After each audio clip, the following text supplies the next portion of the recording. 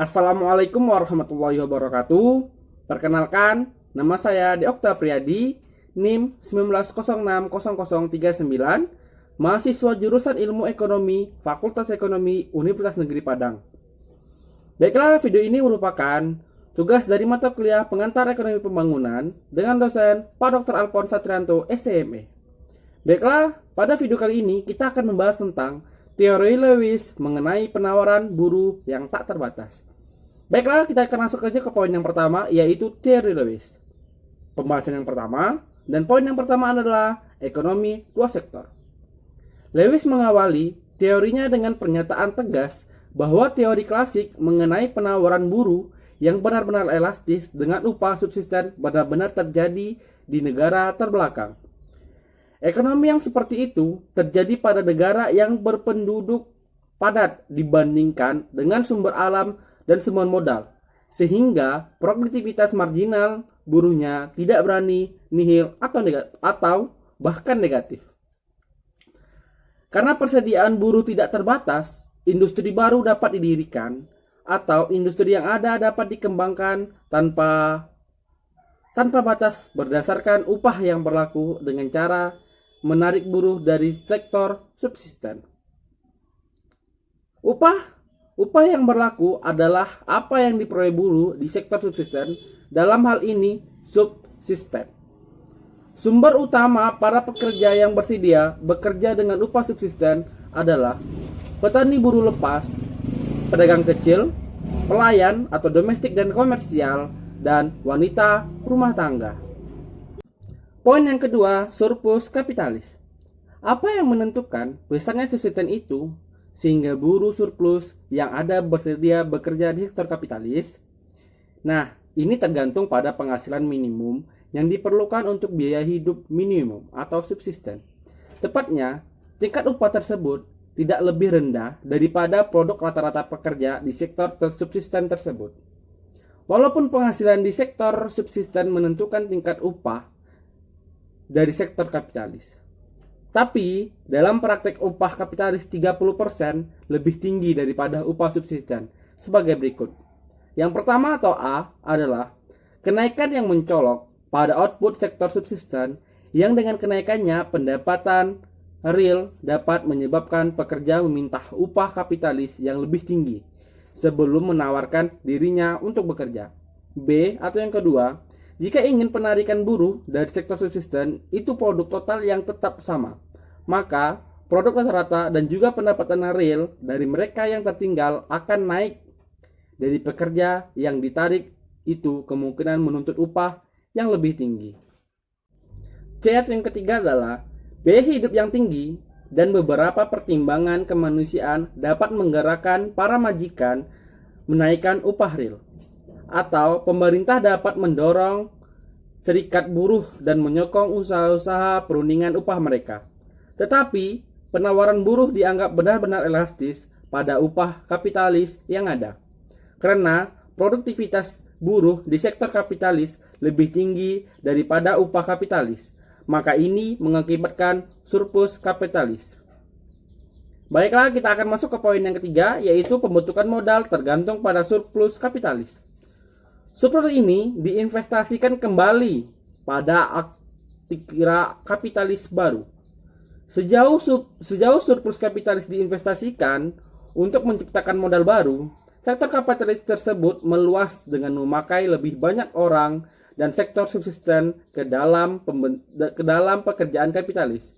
Surplus tersebut kemudian menjadi lebih besar, pembentukan modal menjadi lebih besar, dan begitulah proses tersebut berlangsung terus-menerus sehingga surplus buruh menghilang. Poin selanjutnya adalah peranan pemerintah dan kapitalis swasta. Menurut Lewis, problem pokok dalam teori pembangunan ekonomi adalah memahami proses bagaimana masyarakat yang sebelumnya menabung dan menginvestasikan 4 atau 5% dari pendapatan nasionalnya atau lebih kecil dari itu, mengubah dirinya ke dalam perekonomian dengan tabungan sukarela berkisar antara 12 atau 15% dari pendapatan nasional atau lebih.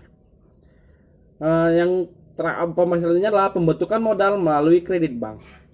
Di dalam suatu ekonomi terbelakang yang memiliki sumber daya alam yang melimpah, yang belum dimanfaatkan dan kekurangan modal, penciptaan kredit mempunyai dampak yang sama bagi pembentukan modal, seperti laba. Proses inflasioner tersebut juga berakhir bila mana tabungan sukarela naik sampai ke tingkat investasi yang tertinggi. Begitu juga laba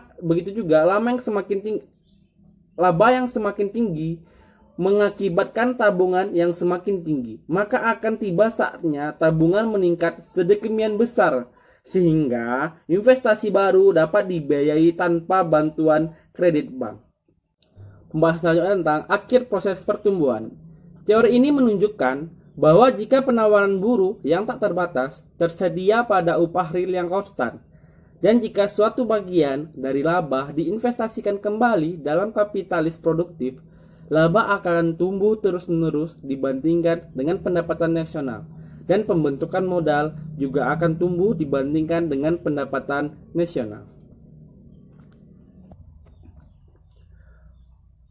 Poin yang selanjutnya adalah pada ekonomi terbuka. Jika proses pembentukan terkena pengaruh salah satu faktor ini, akomodasi modal dapat diteruskan dengan mendorong imigrasi massal atau dengan mengekspor modal kepada negara yang mempunyai buruh melimpah pada upah subsisten. Akan tetapi, kemungkinan ini akan disampingkan oleh Lewis sendiri.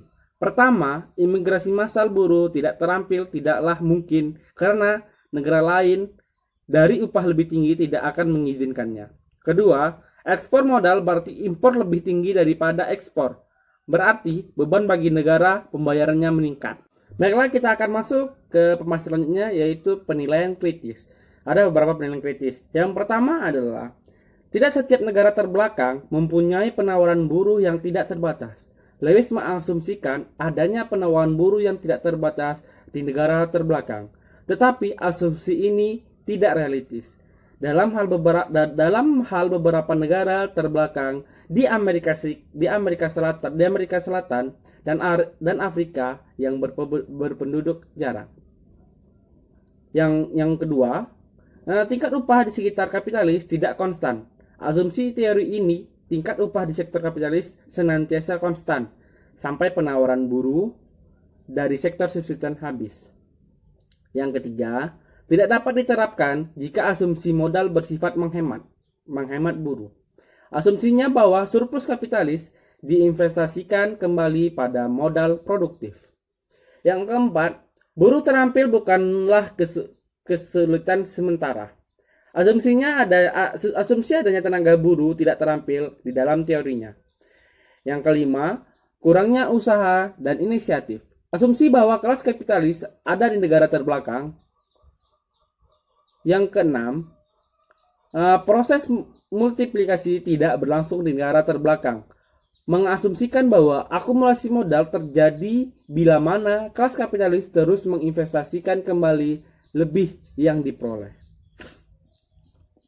Yang ketujuh, mengabaikan permintaan total. Mengasumsikan bahwa apapun yang diproduksi di sektor kapitalis adalah dikonsumsi sendiri atau diekspor. Yang delapan, mobilitas buruh tidak mudah. Upah kapitalis yang tinggi menyebabkan buruh surplus berpindah dari sektor subsisten ke sektor kapitalis.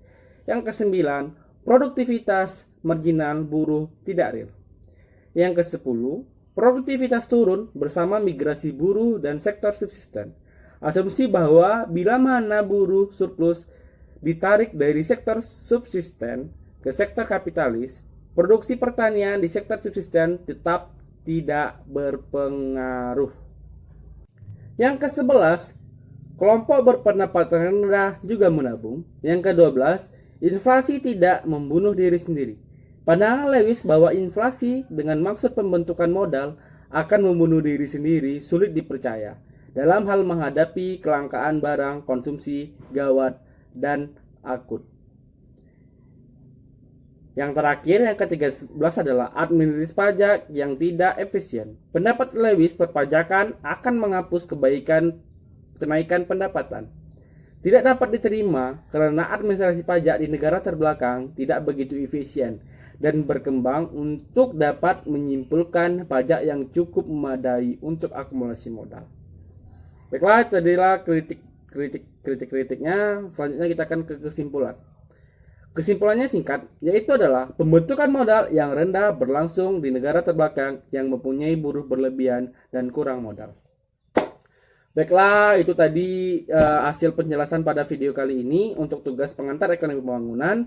Mohon maaf apabila ada salah kata, dan sampai jumpa di video selanjutnya. Dadah.